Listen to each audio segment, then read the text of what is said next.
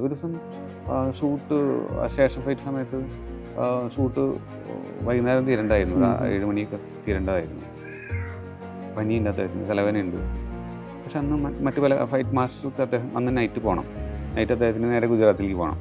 അപ്പോൾ അന്ന് നൈറ്റ് മാത്രമേ ഉള്ളൂ പുള്ളി. അത് കഴിഞ്ഞപ്പോൾ പുള്ളിയില്ല. അതിനിടയ്ക്ക് ഫൈറ്റ് എടുത്ത് വരുന്നത്. ഈ തലവേദനയെ വെച്ച് കണ്ണൊക്കെ ഇങ്ങനെ മാറിയിരിക്കുന്നുണ്ട്. പുള്ളി എൻ്റെ അടുത്ത് വന്നിരിക്കും. പുള്ളി വേറെ എന്തെങ്കിലും കഥ പറയും, അല്ലെങ്കിൽ മൊബൈലിൽ നോക്കും.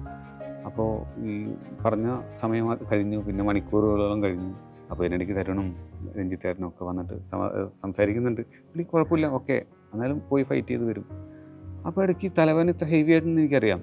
അപ്പോൾ ഞാൻ ചോദിച്ചു, ഒരു ഭയങ്കര പ്രശ്നമില്ലേ തലവേദന? പുള്ളി പറഞ്ഞു, അത് ഞാൻ എൻജോയ് ചെയ്യണം പുള്ളിയെന്ന് പറഞ്ഞു. അതായത് തലവേദന എൻജോയ് ചെയ്യണം. അത് അദ്ദേഹത്തിൻ്റെ ഒരു സ്പിരിച്വൽ വേറൊരു സംസാരമാണത്.